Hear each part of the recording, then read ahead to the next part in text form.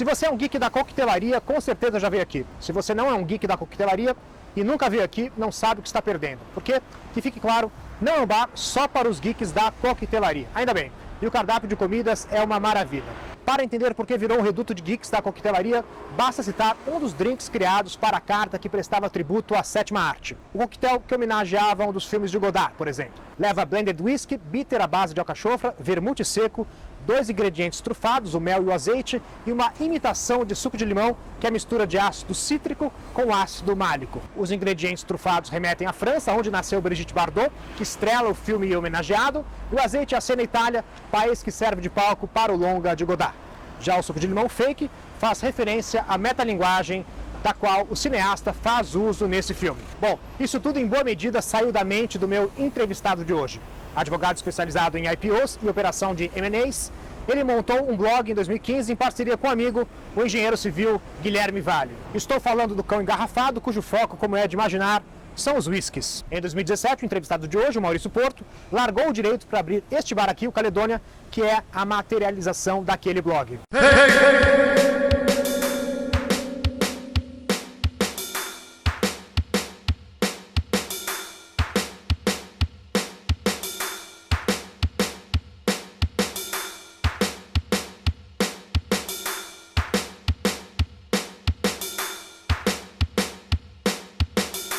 Este videocast é um oferecimento do Resposta, a maior plataforma de pesquisa e experiência do cliente e CRM do Brasil. É utilizada pelas melhores marcas e gestores que acreditam em dados e na fidelização por meio de experiências. Com tablets, QR Codes e outras ferramentas, a empresa orienta gestores de restaurantes a focar exatamente onde é necessário. Quer saber se sua equipe é atenciosa e rápida? Se o menu está agradando, essa é a ferramenta que você precisa experimentar. Aproveite o cupom Experiência30 que você acessa por meio desse QR Code que aparece na tela e tenha 30 dias grátis. Maurício, saudades do direito? Cara, nem um pouco, para falar a verdade, viu? Fiquei muito feliz de ter feito essa transição, de ter vindo pro bar. Não foi uma transição muito natural, na verdade, mas tô muito feliz com a minha escolha. Você já tinha um blog, obviamente, o Cão Engarrafado, Isso. Mas como é que foi assim, cara, vou empreender? Eu acho que essa é a parte mais difícil, é saber onde que, quando começar, né? Quando dar o salto de fé. Na verdade, eu tinha o blog, eu trabalhei com direito por mais de 10 anos, trabalhava no mercado financeiro societário como advogado. E durante esse tempo, enquanto eu era advogado, eu comecei a escrever para me distrair esse blog que é o Cão Engarrafado, né? E a ideia do Cão Engarrafado, na verdade, era trazer informação sobre uísque, principalmente uísque, mas coquetelaria com uísque também, para o público brasileiro. Porque naquela época, sei lá, 12 anos atrás, a gente tinha muito, especialmente em relação ao whisky, a gente tinha muita informação em inglês, mas pouca informação em português e, mais do que isso, pouca informação que fosse digerida para o nosso mercado, porque cada mercado é diferente. Então a ideia era mais ou menos isso, era escrever o blog como diversão, mas também como uma coisa que pudesse ajudar o nerd de whisky, né? Com o tempo eu comecei a ser chamado por advogados, que são uma classe que bebe razoavelmente, né? Para dar aulas sobre uísque. Então eu ia lá, organizava uma degustação na casa de um cara, ou num escritório, ou às vezes num outro restaurante, levava os uísques, levava as taças, fazia esses eventos. Com o tempo, algumas marcas começaram a me chamar também para fazer alguns, vamos dizer, freelas, né? Então, a Pernod Ricard, a Suntory na época, e que nem era Suntory, na verdade, né? Eles só usavam, só era parte do portfólio deles lá. E aí, o que aconteceu foi que tinha uma hora que eu estava fazendo tanta aula dessa que eu estava mais me dedicando a isso do que ao direito. Eu acho que é aí que foi o ponto de transição. Eu tenho um amigo que é um amigo meu de colégio, que é o Guilherme, que é meu sócio aqui. Ele também era meu sócio, entre aspas, no blog e nesses eventos. E eu falei para ele assim, cara, eu acho que a gente precisa tomar uma decisão, porque tá difícil de andar para frente, a gente está com muita aula para fazer, mas ao mesmo tempo a gente não consegue rentabilizar de forma que, por exemplo, a gente tem uma garrafa, vai levar a garrafa lá, aí vai sobrar um fundinho da garrafa. O que a gente vai fazer com isso? Né? Sim, você não conseguia fazer com que isso valesse a pena financeiramente. Para sair, para dar adeus ao direito, é isso? Exato. Então, e se a gente tivesse o nosso próprio espaço? Porque aí a gente ia, de certa forma, não reduzir, mas condensar os custos, né? E ia ter uma infraestrutura pronta. Então, na verdade, ia gastar muito menos energia para atingir o mesmo resultado. Né? Aí ele falou, tá, vamos fazer esse projeto. E a ideia era ser um espaço de degustação só, o Caledônia. Então, eu costumo dizer que o Caledônia nasceu do andar de cima para baixo, né? Que é a nossa sala de aula lá no andar de cima. Era para ser um espaço de degustação, uma sala de aula como se fosse uma sala de aula da Wine and Spirits Education Trust, que é o curso que eu fiz, ou Edinburgh Whisky Academy. E aí a gente foi desenvolvendo do tipo, cara, e se a gente tiver uma loja junto? Para o cliente. Uma coisa vai puxando a outra. E aí, putz, quer saber? Vamos abrir um bar e vamos ver no que dá. E aí, quando a gente decidiu abrir o bar, eu falei assim, tá, não dá mais para eu trabalhar com direito. Entendi que é um projeto muito grande. Vou continuar advogando por mim, mas para mim, né, para o pessoal que eu conheço e tal, mas eu vou sair do escritório, eu vou me dedicar a isso. Quando você já estava nesses dois mundos, também prejudicava um pouco lá do seu tempo, da sua disposição, do seu saco, enfim, cara, atrapalhava. De ler contratos, de IPOs. Sim, cara, atrapalhava. E eu acho que assim, dentro desse mundo de advogado, especialmente mercado financeiro e societário, você não tem muito horário, né, das coisas. Então, várias vezes isso entrava em conflito. Eles até apoiaram, de certa forma, assim, chamaram para fazer evento. Eu fiz evento de final de ano, de escritório, fazendo degustação de uísque, né? Mas era uma coisa que interferia no trabalho. E interferia também no meu tempo e no meu tempo com a minha família. Então, que é uma coisa que para mim é super importante até hoje, né? Que eu tenho filho, tô casado há 15 anos. Então, era uma coisa que eu falei assim, não, eu vou me dedicar a uma coisa direito, né? É aquele negócio, como que você consegue fazer tanta coisa? Qual que é o segredo? Eu faço tudo errado, tudo mal feito, né? Não queria, eu queria fazer bonitinho. E do que mais você lembra dessa época do direito, né? IPO, M&As, contratos que você, imagina que só você lia na vida. Cara, exatamente. Eu escrevia por muito tempo aqueles prospectos de ações de IPOs e de ofertas secundárias, e fiz muito também plano de opção de compra de ações aí para os diretores de empresa, e eu tenho certeza que eu passava horas lá escrevendo um negócio que ninguém lia. Pelo menos aquele negócio, eu li os termos do contrato, sabe? Ticado. Perguntar para você era mais fácil. É isso, exatamente. Me pergunta, não me faz escrever esse negócio. Eu acho que pelo menos o blog o pessoal lia mais do que os meus prospectos. Mas quando foi assim, bom, obviamente foi um processo de acúmulo de conhecimento do mundo de whisky, mas quando que você falou, cara, vou estudar bastante, assim, você não era só, você já estava ali, você já se declarava, imagino, como um nerd do whisky, pelo menos. Sim, cara, na verdade eu sou nerd, acho que isso vai vir como surpresa para 0 pessoas que me conhecem. Eu sou nerd com quase tudo que me interessa, assim, né, que eu gosto. Então, fotografia, carro, sei lá. Mas o whisky sempre foi o que mais me interessou. Eu comecei a gostar de whisky quando eu tinha uns 22, 23, eu ganhei de presente uma garrafa muito especial, que até posso falar, era um Glenfiddich 18 anos. Na época era inclusive importado, acho que pela Casa Flora. Eu nunca tinha provado, já tinha provado outros uísques, mas bebia de uma forma civil, né? E aí aquilo chegou na minha mão e falei assim, cara, isso é muito legal, deixa eu tentar descobrir um pouco mais sobre isso. Né? E aí fui estudando, eu fiz na época um curso da Wine and Spirits Education Trust, que é a escola de Londres, que tinha no Brasil na época, destinada a Spirits. Depois fiz um curso de produção de whisky com o pessoal da Exalc também, que era um curso rápido, mas foi um curso bem importante assim, para ter de produção. E comecei a me dedicar a provar whiskies, a ir atrás de histórias, conversar com o pessoal, e foi meio... O start foi esse, sabe? Foi esse whisky que mudou a vida, assim. Eu falei, cara, acho que tem alguma coisa aqui. O que você acha que isso diz sobre sua personalidade? Essa coisa de você, quando você gosta de uma coisa, você vira um nerd disso? Cara, eu acho que eu sou um absoluto obsessivo com as coisas, assim. Eu devo ser muito insuportável com a minha mulher, sabe? Tipo, porque quando eu pego um negócio, eu quero ir atrás, sabe? A mesma Você coisa. Quer ler os contratos até. Eu quero ler os contratos. Isso, eu quero ler os terms of the agreements, assim, que ninguém lê, sabe? Assim. Você lê manual de carro, essas coisas, assim? Leio. Cara, eu leio o manual. Eu leio todos os manuais que eu não preciso ler. Então, o manual do carro, o manual da câmera. Agora, quando chega um negócio também eletrônico lá, leio nada. Só vai apertando os botões até ver o que acontece. Mas para você, por exemplo, então falar... sei mais ou menos sobre o uísque, assim, isso passa pela sua cabeça? Ou você tem que ir a fundo, assim, não, eu vou falar disso, eu sei que... Não, quer dizer, você batizou o seu bar aqui com nome...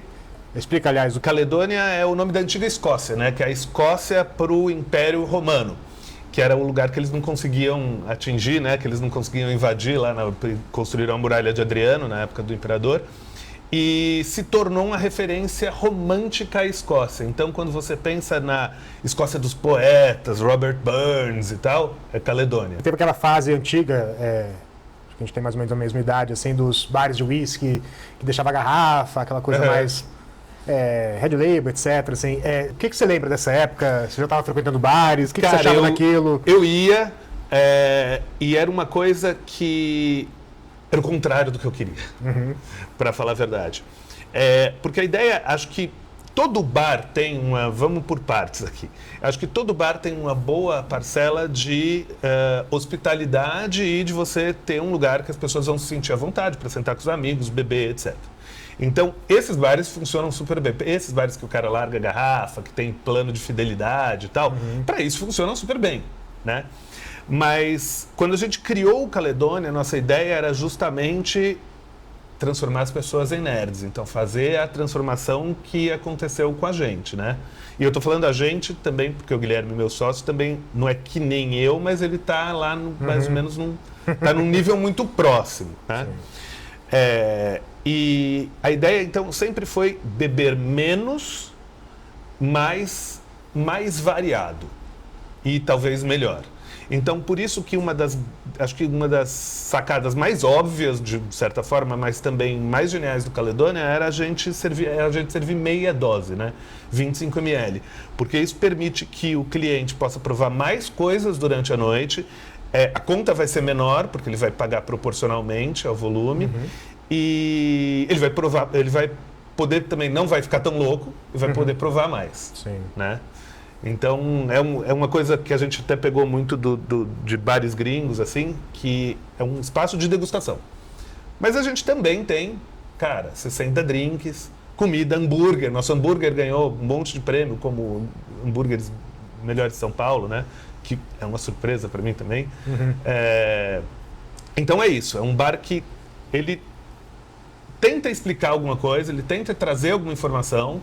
A ideia é ser um bar de formação, mas também tem que ser divertido. O que o whisky representa para você? Para mim é assim, é uma paixão que virou minha vida, né? Minha vida profissional, na verdade, assim. Agora é mentira também o que as pessoas falam, que se você trabalhar com algo que você gosta, você jamais vai trabalhar de novo na vida. Isso é mentira. Porque existe a parte muito gostosa de estar trabalhando com algo que eu gosto, que é o whisky. Então, eu me sinto estimulado a vir, a dar aula, a falar, a experimentar novos whiskies, a criar coisas. Mas, ao mesmo tempo, como todo trabalho, tem uma parcela bem chata, né? De obrigação, de planejamento, planilha, né? Reunião, convencimento, tem toda essa... Cliente chato. Putz, né? Cara, eu tenho sorte de estar numa região, a gente está aqui em Pinheiros, né? Que tem menos cliente chato, mas tem cliente chato. O que é um cliente chato? Tem muito cliente que acha que sabe mais do que você. Muitas vezes ele vem aqui e quer falar do whisky que não tem aqui, ou acha uma porcaria, ou acha que tá caro, ou por que esse drink é servido assim, eu quero desse jeito, sabe? A gente normalmente é bem flexível em relação a esse tipo de coisa, né? Então, o cara quer mudar o coquetel, beleza. Você está descrevendo alguém que seria um geek da coquetelaria também. A gente também tem um cliente chato que é justamente um cliente mais... que acha que a gente é o bar do clube do whisky. Então, o cara quer que deixe a garrafa na mesa... se serve, é folgado com o garçom. Eu acho que, uma das coisas que mais mais me incomoda é o cliente que acha que ele é melhor do que o staff que está aqui. Então ele vem, ele acha que porque ele está aqui, porque ele está pagando, ele pode tudo e ele pode inclusive maltratar o nosso staff. Cara, não é assim. Né? E como é que você lida numa situação dessa? Normalmente eu chego e tiro o meu funcionário da linha de frente? Da linha de frente e tento eu atender, porque, cara, é engraçado que é uma postura muito elitista, né? Normalmente. Então, quando o cliente faz isso, e aí eu chego, oi, eu sou o sócio. Muda completamente. E aí depois, quando o garçom volta, quando o funcionário volta outro cliente. Sim. Né?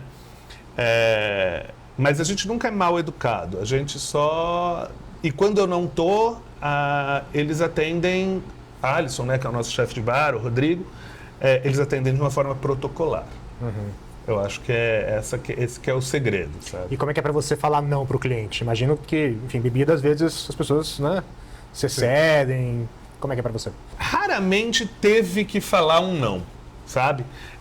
A gente já teve que chamar a atenção do tipo assim, olha, não é para você ficar se servindo com o uísque que está na mesa. A gente traz o uísque na mesa, a dose já vem servida, e a gente traz o uísque na mesa justamente para você ver o rótulo, ler um pouco sobre ele, entender. Mas não é open do uísque que está na mesa, né? Então a gente tenta falar de uma forma delicada, né? E fica de olho para ver se o cara vai se servir ou não, né? E se servem? Acontece. Acontecia mais antes, mas hoje acontece menos. A gente tenta ser delicado, mas já teve situação da gente falar assim, olha, cara, não dá. Ou aqui mesmo no balcão a gente teve alguns clientes que beberam bastante e falaram, toma água, vai lá, vai no banheiro um pouquinho, mas nunca tá aqui a conta. E imagina que essa situação daquela coisa, põe um chorinho, isso existe aqui, de querer... bom, você paga uma dose, que é uma coisa meio... Existe. Isso é uma coisa muito brasileira. Antiga, né? Tinha isso, né? Isso é uma coisa muito brasileira. Isso acontece. E aí, como que a gente resolveu esse problema operacionalmente? A dose vem do bar, né? Então ela já vem na quantidade. Isso evita 90% dos me vê um chorinho. Tem 10%. Esses 10% a gente fala, olha, a gente é um bar de uísque, a ideia é justamente que você beba diferente, que você pague, né? A gente não está aqui fazendo caridade, não, mas é tipo, os preços já são bem apertados das doses, a ideia é que você prove mais, né? Então, melhor não. E a maioria entende. Acho que o pessoal é bem... Eu fiquei muito surpreso, cara, para falar a verdade, assim. Tem cliente chato, mas a maioria das pessoas são compreensivas, assim. O que é o mais legal para você desse universo de bar? De novo, ser dono de bar, né? Ser dono de bar. Cara, tem algumas prerrogativas, né? De ter um bar que é muito divertido. Eu não sou uma pessoa que tem muitos amigos, mas eu tenho alguns. E eu tenho um lugar que eu sempre posso encontrar esses amigos. Acho que isso é uma das coisas mais legais. E é a coisa também de você estar aqui e aí espontaneamente alguém que você gosta vem para visitar seu bar, para conhecer... Mesmo o pessoal da indústria, ou mesmo amigos também da época do direito, vem espontaneamente, bar do Maurício, que legal. Isso me deixa muito feliz, assim, de ser um espaço de reunião das pessoas que são queridas, assim, sabe? Acho que essa é a maior prerrogativa. Outras prerrogativas envolvem coisas perigosas, como, por exemplo, você ter à disposição 250 uísques o tempo todo, né? Então, tem que também separar um pouquinho esse... E como é que você se policia para isso? Imagino que seja uma tentação. É uma tentação. Cara, eu acho que como isso aqui é o meu trabalho, né? É a minha casa e meu trabalho, a ideia é sempre ser profissional na frente dos clientes, né? E então aqui raramente eu vou sentar na mesa e vou fazer o open bar. Outra coisa, eu tenho sócio e curiosamente parece, a gente fala assim, é um bar que está em voga, né, que já ganhou alguns prêmios e tal, então eles devem estar andando bem aí. É um bar cuja infraestrutura é muito cara, né? Então, e acho que isso funciona para qualquer business de A e B. Você faz conta pequena na ponta do lápis, né? E conta pequena inclui o sócio chegar e beber uma dose de Macallan, né? Sim. Então, é o tipo Essas de bebidas coisa... ficaram muito mais caras nos últimos anos também, né? Sim, então tem isso, o estoque é caro, né? Não é legal também eu ficar... Eu achar que eu sou o cliente, né? Sim. Mas você consegue se divertir aqui? Com certeza, com certeza. Eu gosto muito, eu gosto de dar aula. Hoje mesmo vou dar uma aula no andar de cima. E gosto especialmente de ficar andando pelo salão, recomendando coisa, como um sommelier mesmo, né? Que a minha formação é como um sommelier de whiskies também, né? Sim. Então eu acho que isso é uma das coisas mais legais que tem de ter um bar também, é isso, sabe? Assim, essa parte, a parte da operação mesmo, a parte de conversar com os clientes, de rodar a mesa, de recomendar coisa, essa é a parte divertida. A parte chata é fazer o contrato, acertar o patrocínio, acertar o apoio, fazer a conta no final do mês. Por causa do Cão Engarrafado, você já frequentava muitos bares antes, né? Como é que é para você olhar o seu bar e os que você frequentava? Você costuma comparar muito? Você continua frequentando outros lugares nessa função, né, de influenciador? Assim, como é que é para você ver o seu bar e o dos outros? Você fica comparando? Putz, nossa, aqui tá mais legal, aqui tá pior. Como é que é? Cara, acho que comparando não é muito legal porque acho que não é muito saudável, né? Mesmo porque eu acho que isso também deve acontecer com os outros. Quando eles vêm aqui no Caledônia, eles olham a operação rolando e, naturalmente, a ideia de um bar bom é que tudo pareça que está fluido, redondinho, rolando. O que nem sempre é verdade. Às vezes está rolando uma emergência no meio do caminho, mas o cliente não vai saber disso. Pifou a geladeira, está soltando gás do broiler, caiu 220, sei lá, tem um monte de coisa que acontece no meio da operação. Boa parte da hospitalidade é não mostrar para o cliente, né, os bastidores. Os bastidores, que tem alguma coisa que não tá dando certo. Então, acho que comparar... E aí a pessoa vem aqui, acho que está tudo legal e tal, e deve falar assim, nossa, mas meu bar tá quebrando tudo lá, tá tudo... E aqui tá tudo bonitinho. Não. É que nem o Instagram, né? A gente só mostra o que a gente quer mostrar. Mas, no fundo, a dor é a mesma de todos. Agora, eu continuo sim indo bastante, faço questão de ir, às vezes me convidam, mas faço questão de ir sem ser convidado, assim, em bares especialmente bares de novidade e tal, bares de pessoas que eu conheço e admiro. Quero apoiar o trabalho do pessoal. Ser convidado não pagar, só para explicar para as pessoas que não têm. Isso. Porque geralmente às vezes, convidado você não paga. Né? Como quando você vai de né, de influenciador, às vezes eles fazem um programinha do tipo, você vai provar isso, não vai pagar nada, ou chega aqui, toma uns drinks e sai zerado, né? Isso nos últimos anos tem acontecido menos, na verdade. O que mais acontece, cara, eu vou espontaneamente, porque eu quero conhecer os bares, para mim é um prazer apoiar, sabe? E mais do que isso, eu faço questão de ir também, não só nos daqui, né? Mas, sei lá, vou viajar, eu quero ir nos outros lá fora, porque a gente aprende coisas novas. Então, às vezes, aprende um serviço diferente, aprende uma técnica diferente.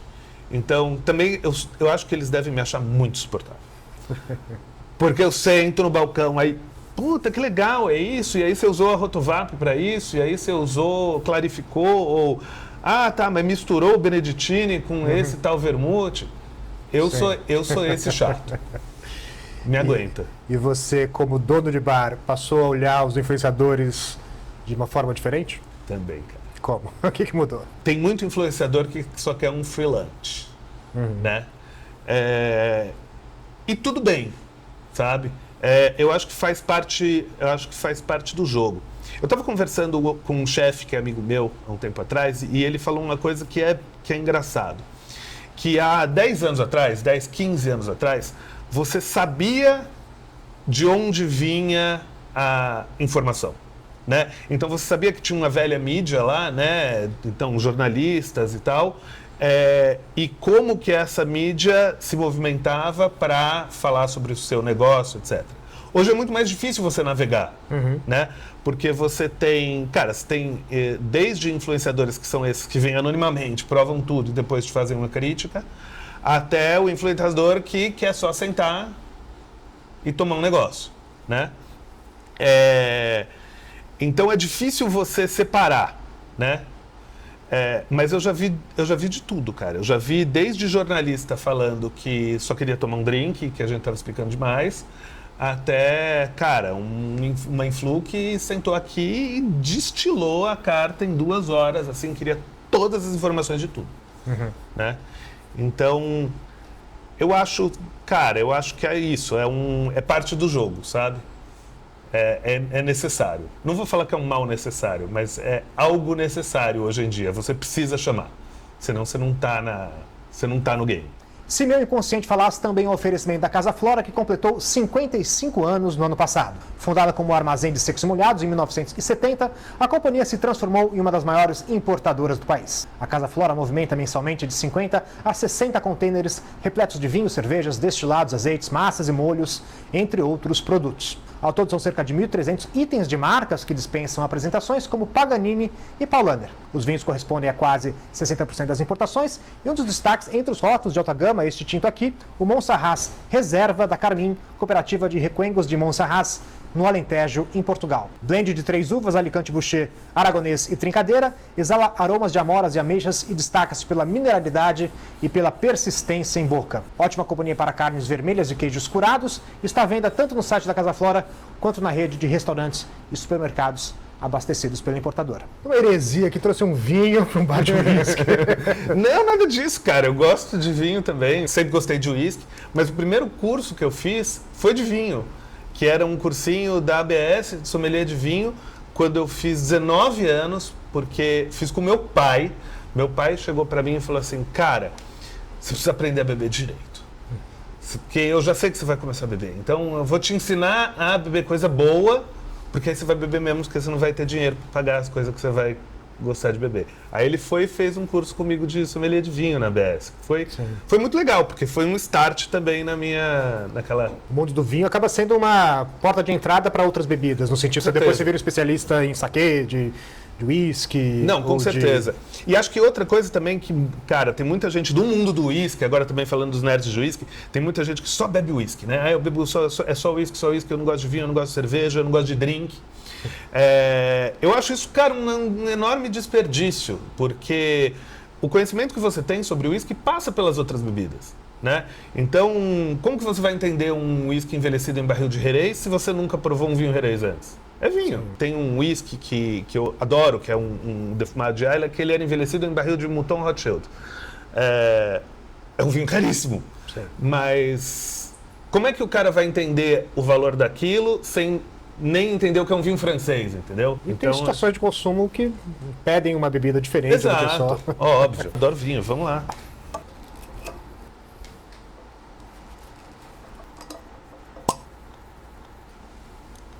Para você provar. Muito obrigado. Eu gosto desse estilo assim, mais intenso. Muito bom, vamos lá.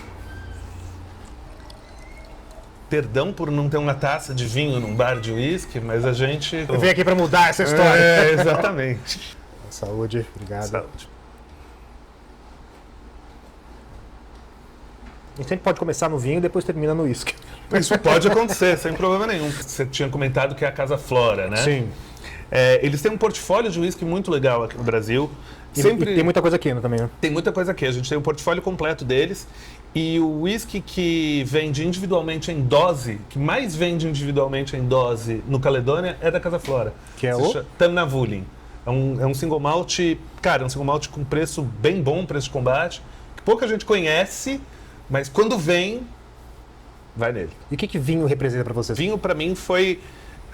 eu sempre gostei de bebida, e aí primeiro contato com sommelieria mesmo, com provar, com fazer análise sensorial de bebida, foi um cursinho de vinho, com 19 anos, justamente, e que foi uma coisa que dá uma mudada na sua cabeça, né? Que é assim, legal, você gosta de beber, você pode beber por prazer, mas você também pode ter um momento de parar para entender o que você está bebendo, né? Para ir atrás de informação, e é uma coisa muito mais lenta, né? Muito mais devagar. Experimenta, aroma, paladar, né? Que é o que a gente chama de degustação analítica, que é divertida também, né? Mas é uma forma diferente de beber. Acho que o vedete está aqui e não nas pessoas da mesa. Voltando ao que a gente estava falando sobre a questão do geek, como fazer o geek não virar um chato? Isso é bem difícil. É possível. É possível. Eu acho, cara, eu não sei, eu acho que eu devo ser muito chato com as pessoas. Eu devo ser muito chato. O próprio atendimento de vocês aqui, vocês têm que refletir sobre isso, né? Eu acho que tem um jeito que é não ser pedante. Tá? Isso é uma das coisas, isso é um dos pilares do Caledonia, na verdade. A gente quer trazer informação, mas a gente quer também, a gente desce do degrau, desce do salto para explicar, né? Então a gente vai explicar de uma forma mais coloquial. Cara, não quer saber também, não precisa ficar tendo aulas, né? Mas a ideia é isso, é trazer trazer a informação de uma forma leve, tá? De uma forma descontraída. Como não se tornar um whisky chato, ou um eno chato, ou sei lá, um cocktail chato, é ter a mente aberta para que existem, cara, situações, né, diferentes. Então você não vai pedir um coquetel todo clarificado, que agora está mega na moda, tudo está clarificado, né? Um coquetel na Rotovap com um pectinase na praia. Você vai pedir uma caipirinha, você vai pedir uma cerveja, né? O cara da cerveja que bebe uma Russian Imperial Stout não vai beber uma Russian Imperial Stout no bloquinho. No bloquinho. Vai, né? Mas não deveria. Eu sei que ele vai, mas não é o lugar, né? Pode ser um tiro no pé também, um bar que você está querendo ampliar o público. Você tem uma postura pedante, muita gente já deve ter se deparado com um sommelier de vinhos que tem uma postura assim, mas você não entende de vinho, e a pessoa se sente diminuída e vai embora, talvez, né? Não volta, né? Não, isso certamente. Acho que o começo do atendimento é sempre assim, quando é o whisky, né? O que você já bebeu de whisky? O que você gosta? Eu gosto de Chivas, gosto de Johnny Walker, não sei o quê. Vamos pensar num cliente normal, Buchanan's. Legal, você gosta do Chivas? Você quer o Chivas ou quer experimentar alguma coisa nova? Aí, como aqui é meio mosca branca, como aqui é um bar de uísque, a pessoa normalmente vai falar assim, quero provar uma coisa diferente. Tá, então vamos na linha dos Chivas, o que a gente tem? A gente tem esse rótulo, esse rótulo, esse rótulo. Esse custa tanto, esse custa tanto, esse custa tanto. Qual que você... vamos no do meio. E beleza. E aí, a partir daí, quebrou o gelo, estabeleceu o começo, né? Aí o negócio vai. Aí o atendimento flui. Você tinha uma cliente que sempre vinha aqui tomar Negroni. Você é uma carta super inventiva e tal. Quero Negroni, tudo bem? Como é que você se sente com esse cliente? Cara, não, tudo bem. Eu acho que esse Negroni é ótimo também. Então, acho muito legal ela vir acho muito legal ela voltar, inclusive, para beber um Negroni. O nosso Negroni, porque o Negroni tem em todo lugar. Então, se ela tá vindo toda semana para beber o Negroni do Caledonia, é porque ela realmente viu... Tô falando mal do Negroni não, tá, gente? Sim, mas é um drink assim. Sim, é um drink que tem em todo lugar. Sim. Né? Então, se ela tá voltando para tomar toda semana o drink do Caledonia, independente dela morar aqui perto ou não, ela na verdade, ela trabalha uns 2 km daqui. Essa cliente é muito legal, eu já conto a história dela. Significa que o nosso Negroni é muito bom. Né? Porque ela podia estar indo em qualquer lugar, afinal o Negroni tem em todo lugar. Então, ótimo, eu me sinto honrado, assim, privilegiado, feliz por ter feito um Negroni que ela gosta. Ela vem quase toda semana, ou quinta ou sexta, aí ela senta e pede 2 Negronis. E come alguma coisinha e vai embora. Né? Não 2 Negronis ao mesmo tempo, obviamente, né? Um depois do outro. E teve uma vez que eu cheguei para ela e eu falei assim, mas escuta, você pede Negroni? Você não quer provar algo diferente? Eu te recomendo algo parecido com o Negroni. Aí ela, tá bom. Isso foi no primeiro drink. Aí a gente levou um coquetel para ela, que era um coquetel que tinha na carta na época, que era uma releitura de Negroni com pipoca. Com infusão de pipoca. Bem parecido com o Negroni, entre um americano e um Negroni. Aí ela foi lá, bebeu. Muito gostoso. Me fez um Negroni? Aí eu falei, tá bom. Seguimos. Tentou, né? Seguimos, legal. Ela experimentou e é isso que a gente quer. A parte de comidas também vocês Sim. Se preocuparam de não ser só uma... de focar também nessa parte da comida. O que se passa na sua cabeça quando você pensa em harmonização, um vinho tinto que ainda não está no cardápio aqui? Pode estar, talvez. Cara, a gente tem a nossa carta, a nossa carta de comida, ela é uma carta que tem inspiração na Escócia, né? Mas a gente pega bastante referências de outros países também que produzem whisky, então tem um pouco de referência japonesa e tal. Eu acho que para um vinho assim, que é um vinho até médio estruturado, né? Me corrija se eu estiver errado, porque o meu mundo é o mundo do whisky. Eu iria mais para o lado, por exemplo, a gente tem dentro da nossa carta atual, a gente tem um prato de carne que chama Aster, que usa vinho, inclusive, no molho. É um dos que eu iria com certeza, sim, certamente. Outra coisa que eu acho que funciona super é o nosso steak tartare, que é um que a gente faz com tonkatsu ao invés de fazer com o molho inglês. Então ele dá um toque assim um pouco mais seco e funciona super com esse vinho mais que ele tem uma questão mais de frutado e tal. O que você diria para aquela pessoa que está ali, teve a ideia de vou abrir um bar? O que você conselho daria para essa pessoa? Não faça isso. Não faça? Não abra. Não, brincadeira. Mas você não se arrependeu? Não me arrependi. Não. Cara, eu acho que tem um conselho que é o seguinte. Primeiro, faça as contas, tá? E porque o que você acha que você vai torrar vezes 2, tá? Porque demora um tempo, mesmo quando, a não ser que seja um lugar muito hypado ou de um grupo muito hypado, demora um tempo para você adquirir um público fiel e você ter regularidade, tá? O comércio, especialmente de alimentos e bebidas, é muito imprevisível, né? Então você tem semanas ótimas e às vezes você tem semanas péssimas. E você precisa estar preparado para as duas situações, né? Então não espere que vai ser uma coisa regular e não espere também que depois que ele ficar estável, ele vai ficar estável sempre. Cara, faz a conta e tenha noção que não é linear. Outra coisa, segundo conselho, resiliência. Porque tem um momento que especialmente para a gente, Caledônia, eu era advogado, meu sócio é engenheiro. A gente não veio do mundo do AIB. Então, a gente não sabia direito se a gente estava fazendo as coisas certo ou errado. A gente tinha um gut feeling. Mas você acha que vocês erraram em algum ponto? Cara, eu acho que sim. A gente errou em algumas coisas. A gente errou muito no começo. A gente comprou coisa que não precisava. A gente inflou o staff, depois desinflou muito.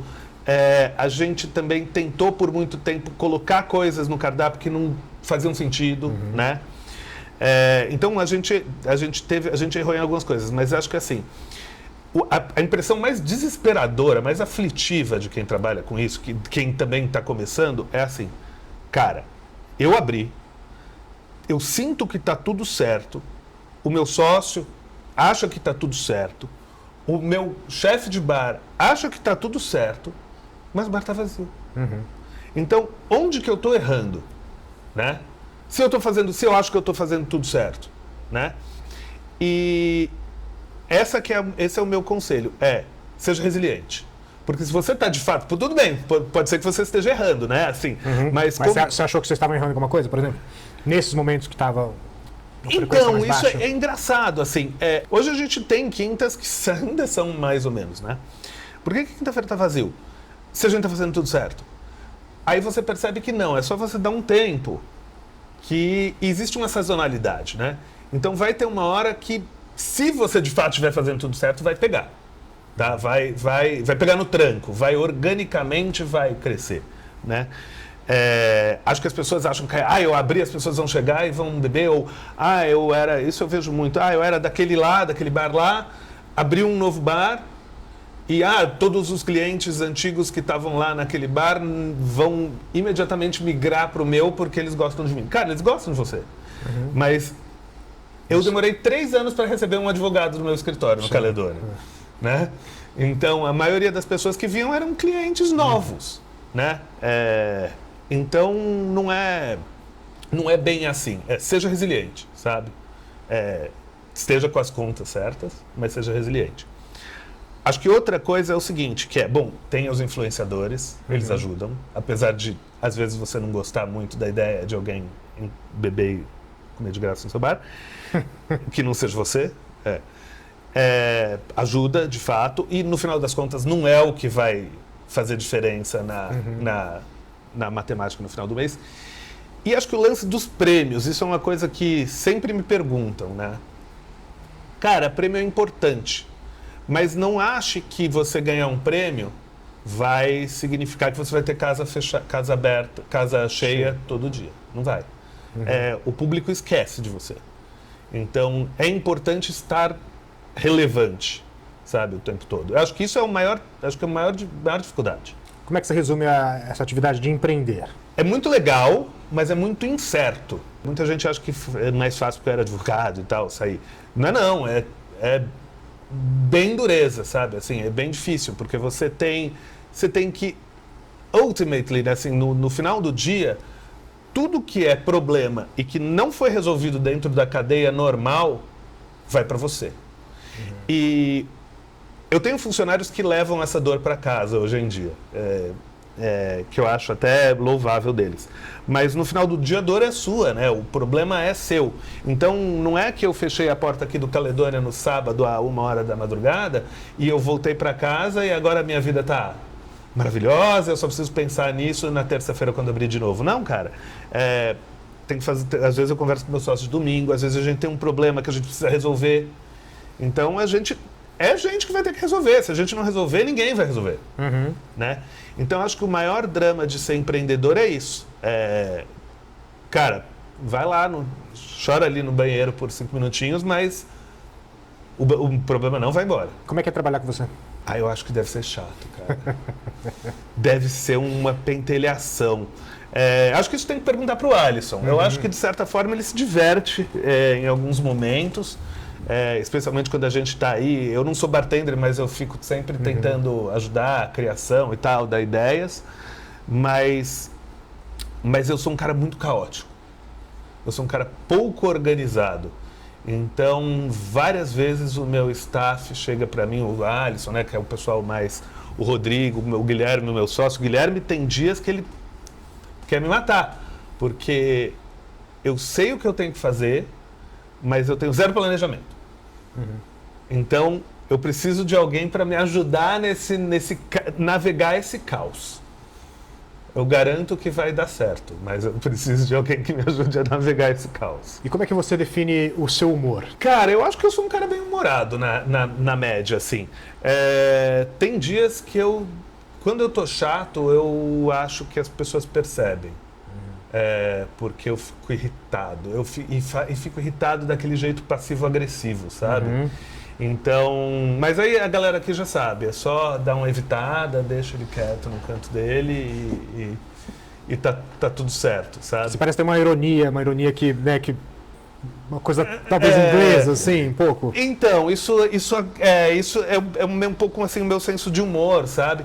E às vezes o meu senso de humor é péssimo, às vezes eles não entendem e eu às vezes tento usar isso como uma forma agressiva, mas eu nunca vou ser o cara que vai gritar. Eu não vou ser o cara que vai gritar, que vai falar, mano, tá completamente errado isso, olha que, né? Já tive funcionários que faziam isso, acho terrível, acho que você tem que tratar o staff, cara, o pessoal, a equipe com total respeito. Fez besteira? Acho que não está correto isso que você está fazendo. Vamos usar melhores práticas nesse caso? E eu também dou liberdade para eles de me chamar a atenção, porque como eu tenho pouca experiência também, hoje não mais, né? Mas como eu tinha pouca experiência em relação a A e B e tal, e sempre tive uma equipe experiente, eu sempre chegava para eles e falava, cara, me fala se eu estou fazendo alguma coisa errada. Do tipo, no começo do Caledônia, eu ficava desesperado de ver a fila de louça ali. Aí eu ia lá e começava a lavar. Começava a lavar os copos, lavar os pratos. Aí eles falaram, cara, não vai lá lavar os pratos, porque o cliente vai olhar e vai falar assim, cara, se ele tá lá lavando os pratos é porque virou caos, virou bagunça, tá todo mundo nadando, né? Nadando que a gente fala que é quando não tá dando conta. Então, vai lá, atende no salão, conversa, mas não faz isso. Qual que é o seu maior medo profissional? Cara, eu acho que de todo mundo, né? Quebrar. Assim, e é difícil, viu? Porque para isso você tem que sempre ter um fluxo de clientes. é uma coisa que eu não acreditava antes. Ter um bar, ter um restaurante, tem uma despesa enorme. Então é um fluxo que entra e que sai muito grande, né? E não é uma grandeza que é igual a uma grandeza de pessoa física, né? É um valor muito maior. Então é relevante esse medo, porque se eles param, se você fica sem cliente, é muito rápido. A conta do dia, né? X pessoas trabalhando, casa cheia, ok, mas assim, não tem ninguém, tipo assim, aquela coisa, uma conta vai pagar isso. toda que está hoje trabalhando aqui fora. E aí você tem, né? Você tem uma gordurinha assim, você tem uma gordura, mas é uma gordura que, por exemplo, a gente teve essa história do metanol, que foi, acho que novembro, né? Outubro, novembro. E aí depois teve janeiro. Outubro é uma época que os bares, isso foi muito, cara, foi muito curioso, assim. É uma época que os bares estão fazendo caixa para aguentar o final do ano, que é historicamente ruim, na verdade, né? Final de dezembro e janeiro são meses muito fracos. Então, para a maioria dos bares. E aí, o que acontece? Você junta essa gordura como se fosse o urso que está hibernando, né? Uhum. Você junta essa gordura em outubro para poder sobreviver a janeiro a final de dezembro e janeiro. Que, inclusive, a gente dá férias coletivas e tal. E a gente não teve essa gordura. Nenhum bar teve. E aí eu cheguei e falei assim, cara, vai ter muito bar que vai sobreviver agora. Então, agora, outubro, eles vão só achar que eles estão pagando as contas. Mas aí eles vão chegar em dezembro, janeiro, eles vão quebrar. E aconteceu. Assim, eu vi acontecendo. E a decisão de não abrir outras unidades? Explica a explicação. Cara, eu acho que é assim, duas coisas. Primeiro, eu quero me dedicar mais ao Caledônia. O Caledônia já dá um certo trabalho para que eu teria que dividir a atenção. Eu também sou um cara que, cara, como eu falei, eu sou casado há 15 anos, tenho dois filhos relativamente 12 anos, 12, 9 anos. Eu quero ficar mais tempo com eles. Então, eu também não sou o cara que quer sair viajando, quer ficar às noites trabalhando um monte de noite fora. Eu quero ter esse equilíbrio, né? Isso acho que é essa a primeira coisa. Outra coisa é assim, o Caledônia cresceu de uma forma orgânica, né? Bares que crescem de uma forma orgânica, que nem o Caledônia, eles têm uma dificuldade, os sócios, né, as pessoas que criaram, de pegar esse conceito e transportar ele para uma outra coisa, né? Eu vejo isso acontecendo no mercado de vez em quando. Então não é porque o Caledônia hoje dá certo, que se eu for lá e eu abrir um outro bar, sei lá, vou dar uma ideia aqui agora, hein, pro pessoal. Caledônia, não, ou sei lá, abrir um bar de highball do Caledônia em Campinas. Vamos pensar isso, por exemplo? Totalmente hipotético, tá? Eu não tenho garantia que esse bar vai funcionar, né? Mesmo marca já consolidada também não tem essa Então, exatamente, mesmo marcas consolidadas. Exato, às vezes é o lugar, às vezes é o ponto, às vezes é o público. Cara, eu tenho muita recorrência, assim, eu tenho muito público que volta. Então, até eu ter um público recorrente lá, e aí eu vou ter também aquela mesma sensação do tipo, cara, eu tô fazendo tudo certo. Cadê o pessoal? Sabe? E pode comprometer o resultado aqui. E pode comprometer o resultado do Caledônia. Então é isso. Que é um bar que também é isso, né, cara? A nossa infra é muito cara. Então ele já é um bar que não é muito assim, que a gente não tá nadando no Oceano Azul, né? Então eu prefiro ter a certeza de que aqui tá redondo para expandir depois. Hoje não está nos planos. Não significa que nunca estará, tá? Eu não tô fechando portas.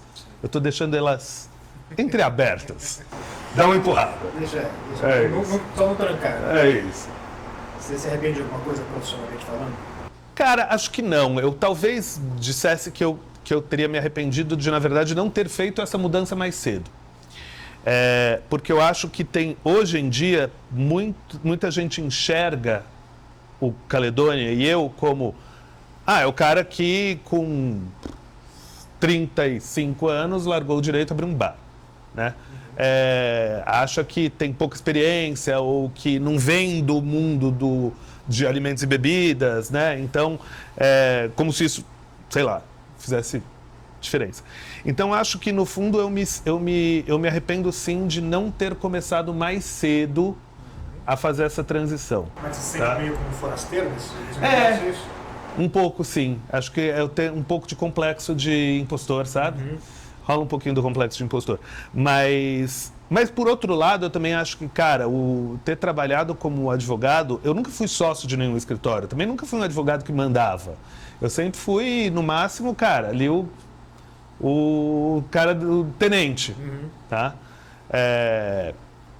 Então, isso me ensinou muita coisa. Me ensinou também, direito ensina você um monte sobre negócio, business, sobre contrato, mas me ensinou também o lance de você ter regularidade, de você ter disciplina, né? Organização não é meu forte, como eu disse, mas disciplina e resiliência talvez. E agora uma pergunta do Resposta, que é um dos apoiadores desse videocast, né? Na sua visão, o que é mais importante para o cliente voltar? A comida, a bebida ou o atendimento? Acho que eu vou fazer um paralelo com o uísque, né? O pessoal me pergunta assim, qual que é a parte mais importante da produção do uísque no resultado final? É o barril? É a destilação e tal? Cara, eu acho que não é nenhum deles, né? É uma conjunção das coisas. Eu acho que depende muito do bar e da proposta do bar. Dentro do Caledônia, certamente, acho que o mais importante é o atendimento. Tá? Você não consegue nem navegar nas escolhas, o cliente não consegue navegar nas escolhas se ele não tiver um atendimento bom aqui, né? Ele não vai conseguir escolher a comida, ele não vai conseguir escolher, certamente não vai conseguir escolher o uísque, tá? Agora, eu acho que... Então é isso, por isso que chama hospitalidade, né? É a indústria da hospitalidade, não é por acaso. A bebida aqui tem que ser boa, a comida aqui tem que ser boa, e em boa parte isso tem a ver com ter ingredientes bons. Então a gente não vai abrir mão disso. É esse uísque nesse coquetel, é desse jeito, ou é aquele gin. A gente quer fazer de forma que seja tudo bonitinho. Mas se eu pensar em uma coisa só, se você quiser, eu acho que é 60% hospitalidade. Produtos você tem os melhores, quer dizer, sim, você tem uma loja aqui, né, mas cara, isso não basta, né? Porque senão, o que te diferencia de qualquer grande loja de uísque, né? Exatamente, eu acho que é o know-how da equipe, é como eles explicam, como eles trazem. E acho que também fazer um paralelo com os lugares que a gente vai, né? Que de vez em quando eu frequento. Ter um ambiente bonito é importante? Importante, porque você vai porque você quer ver como é que é, né? Você quer estar lá naquele espaço. É um lugar diferente do que você já frequenta na sua casa. Que seja, isso. Né? E ser bonito ajuda, você tem vontade de voltar, né? Ter uma comida boa e uma bebida boa, cara, você fica com vontade de voltar. Agora, você pode ter tudo isso. Se você tiver um atendimento ruim, você não volta. Eu não volto. Então, já tive experiências péssimas em lugares super hypados, não volto, tá? Por outro lado, cara, às vezes um lugar que não tem nada demais, mas que tem um super atendimento, que o pessoal se preocupa mesmo, que quer te explicar, que quer trazer, pô, cara, com certeza. Nesse segmento que o Caledônia se insere, você acha que a barra é diferente em relação ao atendimento? Acho. Eu acho que as pessoas esperam um atendimento maior, melhor de bares e restaurantes que têm essa preocupação de não é alta coquetelaria, né? Mas, sei lá, é coquetelaria contemporânea. Acho que a palavra alta é um pouco elitista, mas assim, coquetelaria contemporânea. Até por causa do ambiente, que é uma coisa que para mim é muito surpreendente, porque para mim, no Caledônia eu venho de camiseta. Dono do Caledônia. E eu espero que as pessoas venham de camiseta também. Tá tudo bem, cara. Venham de camiseta e shorts. Zero dramas. Mas as pessoas vêm e se arrumam, porque eu acho que elas veem que sentem que é um ambiente mais formal. E aí a gente tenta informalizar até no atendimento, mesmo para não ficar muito pesado, para ficar mais coloquial, menos elitista.